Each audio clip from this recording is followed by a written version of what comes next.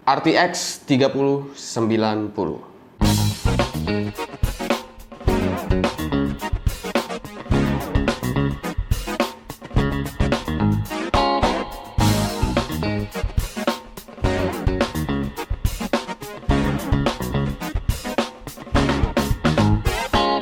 Halo Bray, kembali lagi di galtech.id dan tiba juga waktunya buat gue untuk bahas GeForce RTX 30 series. Gue emang belum sempet megang untuk RTX 3080, tapi syukur alhamdulillah nih ternyata gue langsung dikirimin untuk RTX 3090. Dan kali ini RTX 3090-nya dari MSI untuk seri Gaming X Trio-nya. Dan sebelum gue bahas lebih jauh soal RTX 3090 itu seperti apa, mari kita kenalan dulu dengan arsitektur Ampere sebagai arsitektur terbaru Nvidia, atau bisa disebut juga ini second generation dari RTX series. Jadi sebenarnya arsitektur Ampere ini secara desain kurang lebih masih mirip-mirip seperti RTX sebelumnya, yaitu di Nvidia Turing, yang dimana arsitektur ini memiliki yang namanya RT-Core, Tensor Core, dan juga tetap masih ada yang namanya SM Unit. Yang membedakan dari arsitektur Ampere ini salah satunya adalah dengan adanya 2 kali throughput itu. Salah satunya adalah jumlah CUDA core yang terhitung lebih banyak karena SM unitnya kali ini sedikit berbeda. Yang dimana kalau kita ngelihat di Nvidia Turing itu setiap SM unitnya bisa menghandle 64 FP32. Sementara di Nvidia Ampere ini itu ada data pad yang ditambahin sama Nvidia sehingga setiap SM unitnya itu bisa menghandle 64 FP32 plus 64 FP32 atau bisa juga disebut 128. Gue mungkin akan beri contoh di RTX 2080 Ti. Nah, RTX 2080 Ti ini memiliki total itu 68 SM unit, yang berarti kalau kita hitung CUDA core-nya itu berarti CUDA core-nya ada di angka 4352. Itu perhitungannya dari 68 SM unit dikalikan dengan 64 FP32 tadi. Nah, sementara kalau kita bandingin dengan RTX 30 series di RTX 3080, RTX 3080 itu sebenarnya juga sama, memiliki 68 SM unit. Akan tetapi karena arsitektur Ampere ini udah sedikit berbeda, maka perhitungan CUDA core-nya juga berbeda. Nah, untuk RTX 3080 itu CUDA core-nya menjadi 8704, yang dimana itu 2 kali lebih besar daripada RTX 2080 Ti. Tapi 2 kali throughput ini juga bukan berarti RTX 30 series itu sama dengan 2 kali lebih kenceng daripada RTX 20 series di semua skenario. Nggak begitu perhitungannya karena setiap skenario itu akan memiliki faktor yang berbeda-beda. Oke, lalu kita bahas soal MSI RTX 3090 Gaming X Trio ini seperti apa. Jadi ini adalah sebuah custom card dari MSI untuk RTX 3090. Jadi ini akan memiliki spesifikasi yang sedikit berbeda daripada seri Founders Edition yang dibuat oleh Nvidia. Nah, GPU ini memiliki 82 SM unit, yang berarti CUDA core RTX 3090 itu terhitung 10.496. Menggunakan memori GDDR6X 24GB, VRAM yang besar ini juga diincar karena RTX 3090 akan ditargetkan untuk resolusi 8K atau 4K ke atas. Beruntungnya, RTX 3090 Gaming X Trio punya boost clock 85 MHz lebih tinggi dari Founders Edition. Rating TDP dari GPU ini adalah 370 Watt dengan rekomendasi power supply 750 Watt dari Nvidia. Itu adalah rekomendasi power supply ya, bukan minimum power supply yang harus kalian gunakan. Kalau misalkan gue mau ngomongin soal minimum power supply, seharusnya menurut perhitungan gua mungkin 600 atau 650 watt itu kalian udah bisa jika kalian mau menggunakan RTX 3090. Tapi dengan catatan CPU kalian itu bukan menggunakan CPU yang powernya juga sangat besar. Contohnya kayak CPU modelan kayak Threadripper atau mungkin Core i9 10900K yang loadnya itu bahkan bisa 200 watt sendiri untuk CPU-nya gitu, bahkan 250 watt lebih gitu kayak Threadripper. Gua rasa Nvidia juga memikirkan marketnya mereka karena RTX 3090 kayaknya juga rata-rata penggunanya akan dipasangi dengan CPU high-end, makanya Nvidia merekomendasikannya adalah 750 watt. Kalau kalian menggunakannya CPU-nya yang ber-TDP 65 watt, yang loadnya juga mungkin cuma 70 watt CPU-nya atau 90 watt, gua rasa masih cukup-cukup aja untuk 600 atau 650 watt. Tapi balik lagi, itu nggak direkomendasikan. Yang direkomendasikan tetap 750 watt. Power limit yang sedikit lebih tinggi membuat MSI memberikan 3x8 pin PCIe konektor. Jadi buat yang power supply-nya 600 atau 650 watt, coba cari aja ada nggak power supply segitu yang punya 3x8 pin. Bagusnya dengan power limit dan boost lebih besar, ini nggak membuat RTX 3090 Gaming X Trio jadi sebesar RTX 3090 Founders Edition. RTX 3090 menggunakan PCIe Gen 4 untuk optimalnya, tapi masih kompatibel dengan PCIe Gen 3 dengan catatan bandwidth akan sedikit lebih rendah. Lalu untuk desain dari MSI RTX 3090 Gaming X Trio ini masih menggunakan 2,5 slot ekspansi. Berbeda dengan RTX 3090 Founders Edition yang udah menggunakan full 3 slot. Sebagai pembanding, ini adalah perbandingan ukuran antara 3090 Gaming X Trio dengan 1080 Ti Strix. Panjang dan ketebalan masih nggak beda jauh, akan tetapi 3090 Gaming X Trio sedikit lebih tinggi aja. Jadi untuk kelas RTX 3090, ini masih terbilang nggak gemuk kayak Founders Edition, cuma sedikit lebih panjang. Meski kelihatannya lebih ramping, beratnya ini 1,56 kg. Itu sebabnya MSI memberikan bracket buat yang parno atau takut bending lah. Bracket ini menarik karena bukan kayak tiang gitu, jadi harusnya nggak begitu ngeganggu di casing. Dan sebenarnya di Gaming X Trio ini udah ada anti bending untuk menahan PCB-nya, jadi harusnya nggak perlu terlalu khawatir. Berat segitu dicapai karena heat pipes dan juga heatsinknya ini yang emang solid dan besar. Sangat diwajarkan karena ini untuk menahan rating TDP di atas 350 watt. MSI juga merubah jenis fan mereka kali ini. Mereka menyebutnya Torx Fan 4.0 di mana blade-nya sebagian nyatu dengan area luarnya, sehingga hembusan angin akan lebih direct. Ini gue seperti pernah ngeliat desain fan yang serupa, cuma di tempat lain di mana gitu. Lalu terdapat 2 copper heat pipe lagi di bagian dalam backplate-nya, sehingga secara keseluruhan sistem pendingin di RTX 3090 Gaming X Trio ini udah cukup dimaksimalkan. Lalu untuk output display-nya tersedia 3 DisplayPort dan 1 HDMI 2.1 yang udah mendukung resolusi 8K dengan 1 kabel. Oke, untuk pengujian, terutama untuk pengujian game, gua nggak akan menggunakan resolusi Full HD, gua nggak akan menggunakan resolusi 1440p.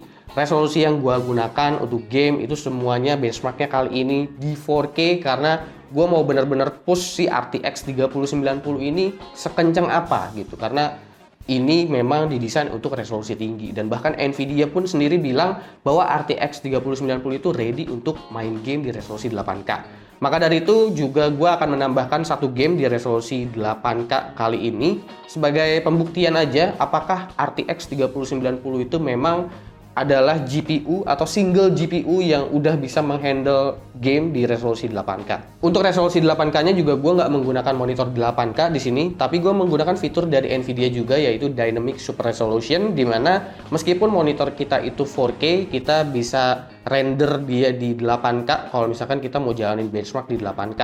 Jadi ini bukan seperti super sampling atau gimana-gimana, tapi memang tetap di render di resolusi 8K. Dan outputnya juga sebenarnya tetap 8K. Lalu sebagai pembanding juga gue akan membandingkan GPU ini dengan RTX 2080 Founders Edition dan juga GTX 1080 Ti ROG Strix. Gue nggak menggunakan 2080 Ti di sini karena memang gue nggak punya. Yang pertama, dan yang kedua memang ya gue memang lagi nggak pegang aja untuk 2080 Ti. Tapi mudah-mudahan ini cukup menggambarkan lah antara RTX 3090 dan RTX generasi sebelumnya dan bahkan GTX paling flagship sebelumnya kira-kira sejauh apa dengan super flagship kali ini di RTX 3090. Pengujian kali ini juga gue akan menggunakan Ryzen 9 3900X dengan motherboard MSI X570 Tomahawk Wi-Fi, RAM G-Skill Trident Z Royal 2x8GB DDR4 3600, SSD 500GB plus NVMe SSD 2TB, ID cooling Frostflow X360 dengan power supply Cooler Master Silent Pro Hybrid 1300W. Benchmark pertama ini adalah synthetic benchmark di 3D Mark dan paling pertama ini adalah 3D Mark 5 Strike Ultra untuk grafik skornya. RTX 3090 Gaming X Trio di sini mendapatkan skor 12.665. Sementara RTX 2080 itu berada di setengahnya dan 1080 Ti di sini skornya masih mirip-mirip di atasnya sedikit. Lalu untuk 3D Mark Time Spy, RTX 3090 Gaming X Trio mendapatkan skor 20.061. Ini skor yang sangat-sangat tinggi untuk Time Spy dan lagi-lagi RTX 2080 itu berada setengah di bawahnya. Lalu selanjutnya adalah Trademark Time Spy Extreme. RTX 3090 Gaming X Trio mendapatkan skor 10.287. Sementara RTX 2080 ada di 5060 dan 1080 Ti ada di angka 4585.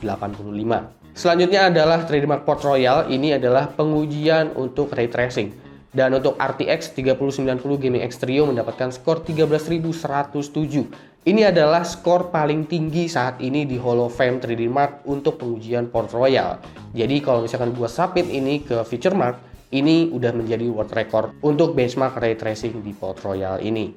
Dan selanjutnya adalah pengujian DLSS 4K di 3D Mark. Ini RTX 3090 Gaming X Trio mendapatkan 52,2 fps, sementara RTX 2080 itu ada di angka 25,75 fps. Temperatur GPU-nya sendiri untuk di Gaming X Trio ini maksimum temperatur itu ada di angka 77 derajat Celcius untuk Firestrike Ultra, itu looping selama 20 menit. Ini udah cukup adem untuk ukuran GPU dengan rating TDP 370 Watt sih.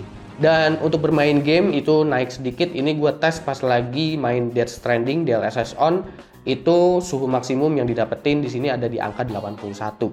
Nah, selanjutnya GPU power draw nih. Untuk GPU power draw-nya RTX 3090 Gaming X Trio itu maksimum load itu ada di angka 368 Watt, sementara 1080 Ti 280 Watt dan RTX 2080 ada di angka 220 Watt. Itu emang angka yang besar, tapi bagaimana soal efisiensinya? Dan di sini gue ngukur dari skor di Firestrike Ultra ya untuk grafik skornya. Dan setelah diukur antara grafik skor dan juga wattnya, RTX 3090 di sini memiliki 34,4 grafik skor per watt, sementara 2080 dan 1080 Ti itu cenderung masih lebih kecil. Jadi sebenarnya meski powernya itu besar untuk 3090, tapi sebenarnya efisiensinya ini ada. Pengujian selanjutnya adalah Blender, dan kali ini gue akan membandingkan dari fitur CUDA dan juga fitur NVIDIA Optix. Mungkin kalian masih kurang familiar sama yang namanya NVIDIA Optix. Jadi NVIDIA Optix ini adalah sebuah fitur di mana NVIDIA itu mau mengoptimalkan ray tracing engine mereka. Jadi untuk memproses gambar 3D itu nggak lagi cuma CUDA Core yang dimanfaatkan sama NVIDIA, tapi Articore juga akan ikut memanfaatkan untuk proses rendering 3D ini. Nah, di Blender ini mulai terlihat bahwa RTX 3090 bisa lebih cepat, hampir 9 kali lipat dari RTX 2080 dalam penggunaan Blender. Sementara GTX 1080 Ti nggak menunjukkan perbedaan yang terlalu jauh saat menggunakan Optix karena nggak memiliki Articore sebagai core khusus untuk ray tracing. Oke, kita masuk ke pengujian game nih di Battlefield 5, dan ini setting presetnya adalah Ultra. RTX 3090 Gaming X Trio di sini untuk DXR off, DLSS off itu udah bisa dapetin FPS 113 sebenarnya. Bayangin aja itu 4K dapat 113 FPS, dan bahkan ketika kita nyalain ray tracingnya dan kita nyalain DLSS itu juga masih dapat di atas 60 fps, masih dapat di 72. Sementara 2080 dan 1080 Ti itu masih agak susah buat ngejar 60 fps, terutama pas ray tracingnya lagi nyala. Tapi untuk 1080 Ti itu nggak bisa menggunakan DLSS karena memang nggak punya yang namanya Tensor Core. Lalu selanjutnya adalah Death Stranding dengan setting Very High. Di RTX 3090 Gaming X Trio ini untuk DLSS off itu udah dapetin rata-rata FPS 110, dan jika kita menggunakan DLSS Quality itu justru FPS-nya naik ke 143. Jadi bayangin aja ini 4K udah bisa ngejar hampir FPS di 144. Jadi kalau misalkan pakai monitor 4K 120 sih ini udah enak banget buat main Death Stranding. Sementara untuk GTX 1080 Ti itu masih cukup di 60 fps aja, dan 2080 juga udah bisa sih kalau pakai DLSS Quality di FPS 60 lebih gitu, karena udah bisa dapetin di angka 83. Selanjutnya adalah Horizon Zero Dawn dengan preset Ultimate. RTX 3090 itu bisa mendapatkan 70 fps, sementara RTX 2080 dan 1080 Ti masih ngejerit-jerit untuk ngejar FPS 60 karena cuma dapetin 40 fps saja di preset Ultimate ini. Selanjutnya adalah Metro Exodus dengan preset Ultra. RTX 3090 Gaming X Trio di sini saat RTX off, DLSS off, itu kita udah bisa dapetin FPS rata-rata di 109, sementara kalau RTX-nya nyala, RTX-nya Ultra ini ya, RTX-nya on di sini dan DLSS-nya on itu masih dapetin FPS di 72. Sementara untuk RTX 2080 aja, itu baik menggunakan RTX atau DLSS ataupun enggak, itu masih sulit untuk ngejar 60 fps di resolusi 4K. Dengan catatan ini settingnya mentok kanan ya, setting ultra. Lalu selanjutnya adalah Shadow of the Tomb Raider dengan setting highest. RTX 3090 saat RTX off, DLSS off mendapatkan rata-rata 93, sementara jika menggunakan DLSS dan juga RTX on, itu FPS-nya rata-rata adalah 79. Balik lagi, 2080 itu sulit untuk ngejar 60 FPS pada setting mentok kanan seperti ini, meski menggunakan ray tracing atau nggak menggunakan ray tracing. Dan 1080 Ti juga kurang lebih mirip-mirip, dan bahkan nggak bisa menggunakan DLSS karena nggak punya yang namanya Tensor Core. Oke, ini yang paling menarik sih menurut gua. Ini satu pengujian tambahan dari gua, yaitu gaming di resolusi 8K dengan game Metro Exodus, dan ini gue coba di setting high, jadi hampir rata kanan semua. Dan hebatnya di sini RTX 3090 itu masih bisa mendapatkan 42 fps dengan DLSS on. Dan bahkan jika kita menggunakan RTX High dengan DLSS saja, itu kita masih bisa mainin dengan rata-rata FPS 30. Jadi kita masih benar-benar bisa mainin game di resolusi 8K yang memang settingnya itu juga nggak setting yang rata kiri gitu. Dan bahkan gua rasa kalau misalkan kita mau turunin beberapa settingnya ke medium gitu, atau mungkin turunin beberapa setting lainnya, gua rasa main game dengan resolusi 8K 60 fps itu udah jadi sebuah kenyataan jika kalian menggunakan RTX 3090. Ini menggunakan RTX 2080, dan ini saat RTX-nya nyala, DLSS-nya nyala, itu bahkan masih mendapatkan FPS, bukan masih, tapi cuma mendapatkan FPS 3,5. Jadi 2,3 jalan FPS-nya cuma seperti itu aja. Jadi berasa kayak slideshow. Dan untuk 1080 Ti bahkan juga udah lebih kacau lagi, karena di sini dapat FPS-nya pun udah cuma 2 aja. Di sini berhasil terbukti bahwa bermain game di resolusi 8K memanglah berat. Dan RTX 3090 masih sangat sanggup menghandle resolusi 8K dengan setting grafik yang hampir mentok kanan semua. Tinggal turunin beberapa ke medium, harusnya udah bisa kejar resolusi 8K 60 fps. Dimana nggak satupun GPU lain sanggup melakukan ini. Bahkan RTX 2080 pun bisa jalan slideshow ketika menggunakan ray tracing, sementara 3090 masih playable untuk game AAA seberat Metro Exodus. Lalu kita masuk ke harga dan juga kesimpulan untuk RTX 3090, tepatnya untuk seri Gaming X Trio dari MSI. Nah, untuk harga, sebenarnya pas gue bikin video ini gue belum dikasih tahu harganya berapa, tapi kalau misalkan mau ngomonginnya soal prediksi, kita mau ngebayang-bayangin aja dulu harganya. Gua rasa VGA card ini akan dijual di harga 25 jutaan kalau misalkan gua ngelihat harga launching dari kurs USD si Nvidia ya. Jadi gua rasa kayaknya untuk harga di Indonesia 25 jutaan adalah harga yang pas untuk RTX 3090. Menurut gua, Nvidia berhasil membuat arsitektur Ampere ini luar biasa. Pengoptimalannya emang luar biasa. RTX 3090 emang pantas disebut sebagai Big Fat GPU karena besar di sini bukan tanpa alasan. Besarnya RTX 3090 tetap memiliki efisiensi yang tepat dan performance yang nggak sembarangan. Bermain game di resolusi 8K dengan single GPU, kualitas visual mentok kanan udah jadi kenyataan sekarang. Dan untuk productivity tingkat lanjut juga benar-benar bisa dihantam habis juga dengan satu GPU ini aja. Oke, terima kasih udah nonton video kali ini, dan terima kasih juga untuk MSI yang udah ngirimin RTX 3090 Gaming X Trio-nya ke studionya Gaptek. Silahkan kalian komen di bawah dan kasih pendapat kalian gimana soal GeForce RTX 3090. Jangan lupa like, share, dan subscribe jika video ini menarik buat kalian. Follow sosial media gue kalau lu kepo sama apa yang ada di balik layar Gaptek. Gue Subki, dan seperti biasa sampai jumpa di lain kesempatan.